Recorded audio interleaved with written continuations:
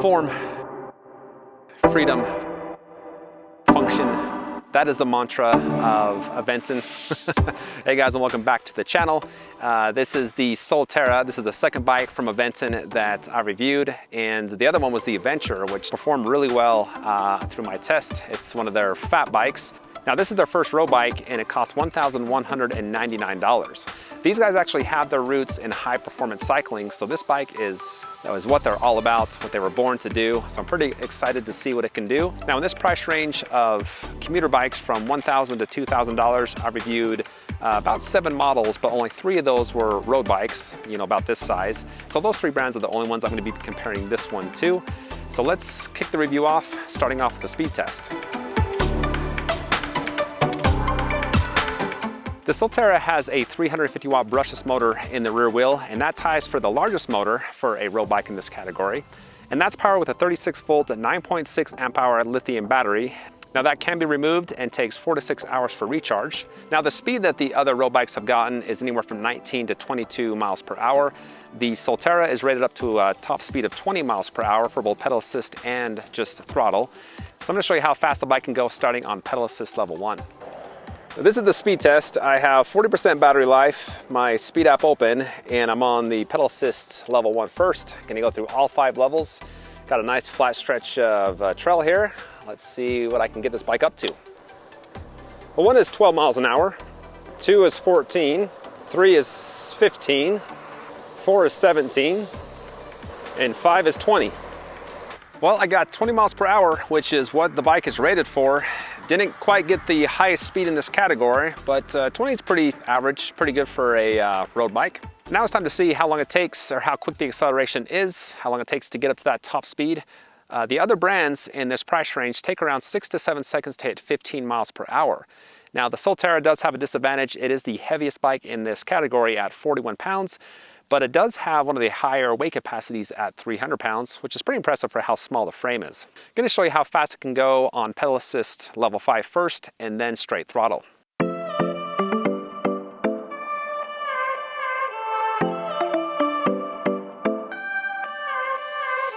This is the acceleration test on pedal assist level 5 first, 44% battery life, speed app open, here we go.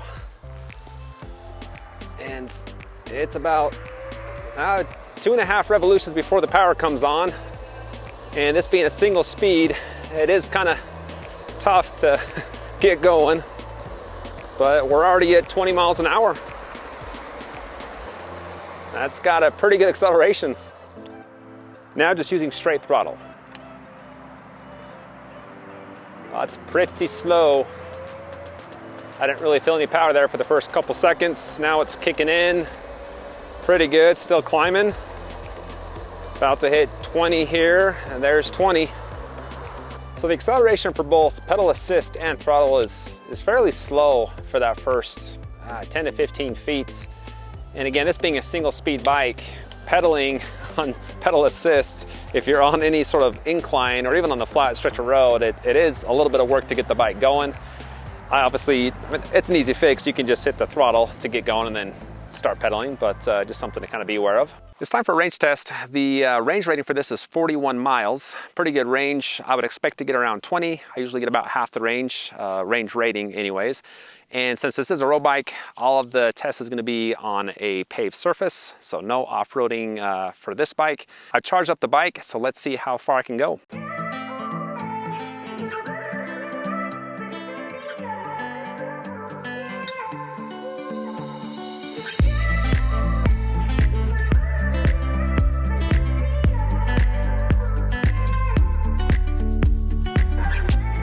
Okay guys, well, I'm on the race test. Let me tell you a few things that I like and didn't like about the Soltera. But starting off with the design, the 6061 double butted aluminum alloy frame comes in either black, yellow, or blue. As you can see, they sent me the black model, and it's kind of got some like retro looking paint. I think it's kind of cool though. I actually like the look of it. Now it comes in 2 sizes, medium and large. The medium fits a rider from 5'1" up to, I want to say like 5'7", and then the large goes 5'7" to 6'4". So all in all, it can fit a rider from 5'1" up to 6'4", which is a huge range.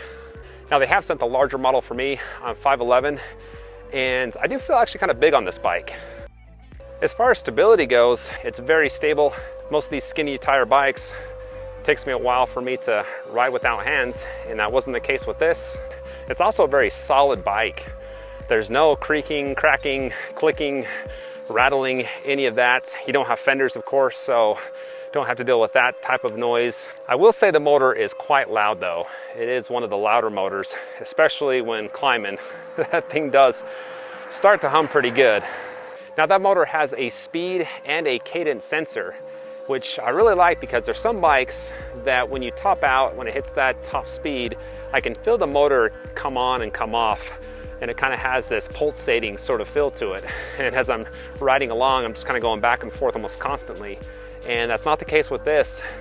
That motor is very smooth. When it tops out, I can still hear it. It's still delivering power, but it never fully cuts off. It's always just giving power. It just lessens how much it gives as you approach the top speed.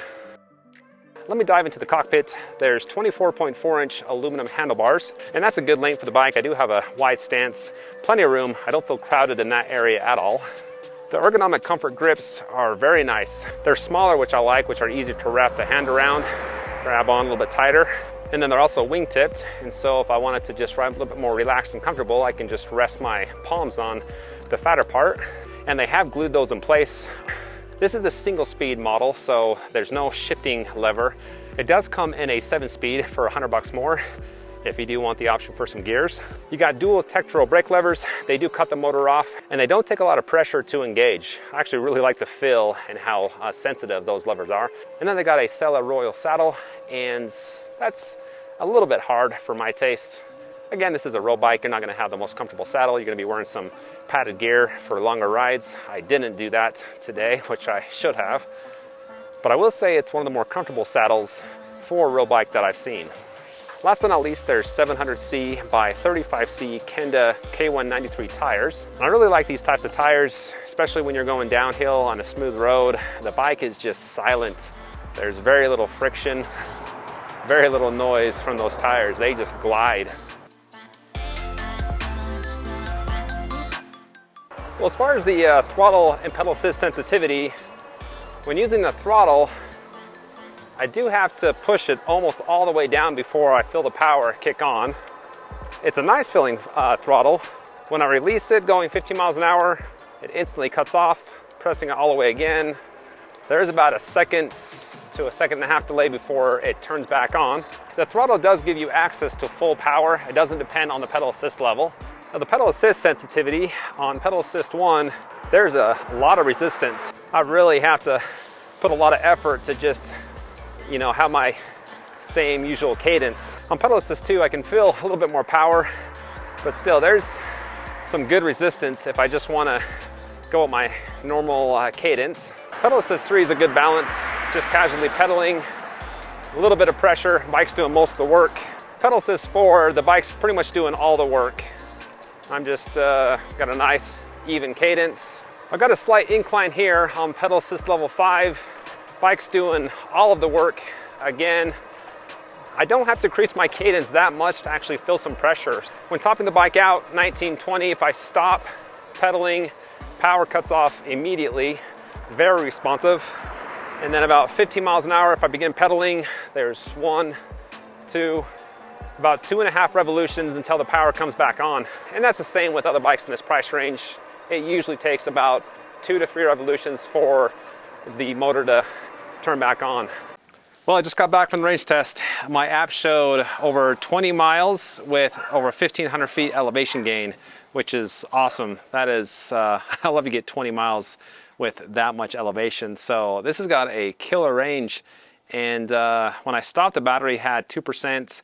Right now it has 14%. So I think I could have gotten another 2 or 3 miles, which is anything over 20 miles for this price range is awesome.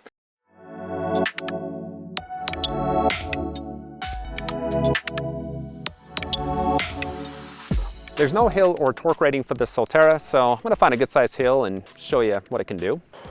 I've got a hill, it kind of dips down and then goes up. It's kind of a short and sweet, but very steep.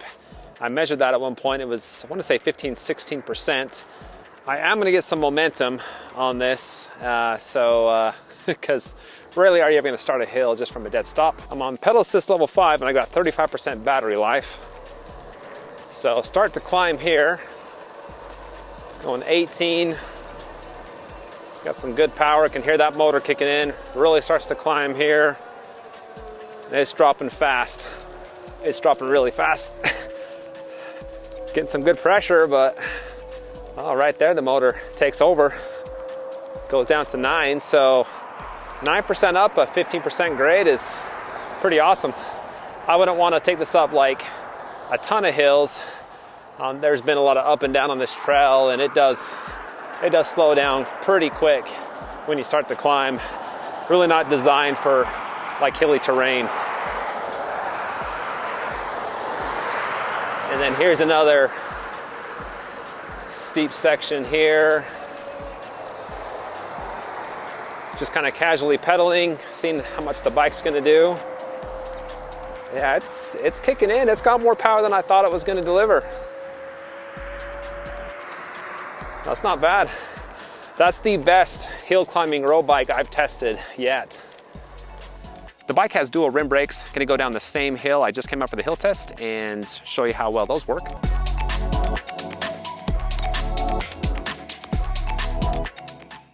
Okay, give you a little sample of the brakes here. This is a really steep hill. Just lightly gonna press them here. No squeaking or pulsating. Really, there's some sliding in the back tire. Really got to pull down the levers hard to get the strong braking. But they're smooth, actually pretty good brakes.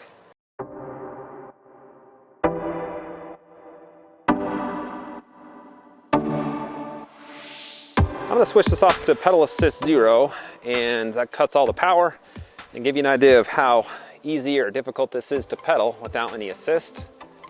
And I did pick a section of trail that's slightly uphill, because going downhill or even on the flats, this thing just glides and coasts. So this is going to be a more accurate read if you can actually pedal this with a little bit of resistance, a little bit of incline. And I can feel it burning pretty good. Only going 9 miles an hour. And this slope, it's not very steep, maybe 2-3%. I'm just headed up this canyon. I definitely would say you're gonna get a pretty good burn if you go anything steeper than this for any long period of time. But on the flats, I think you'd be just fine. If you're out in the trail and run out of power, you get a good workout, but it's doable.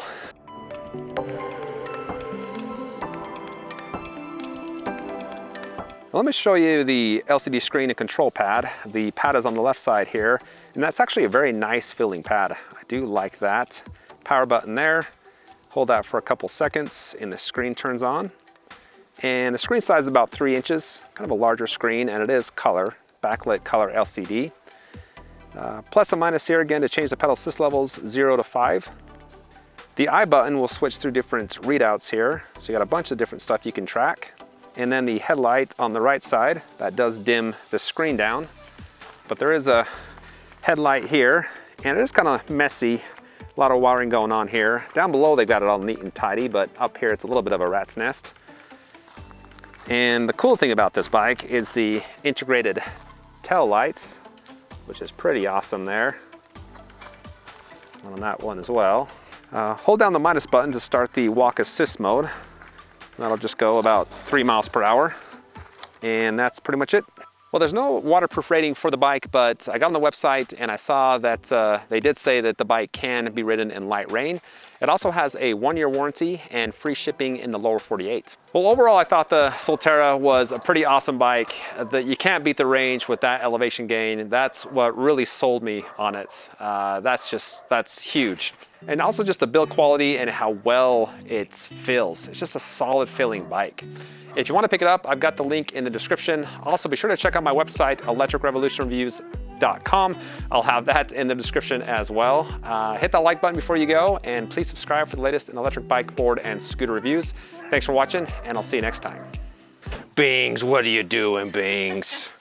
Oh, hi, this is Bings. And my sister.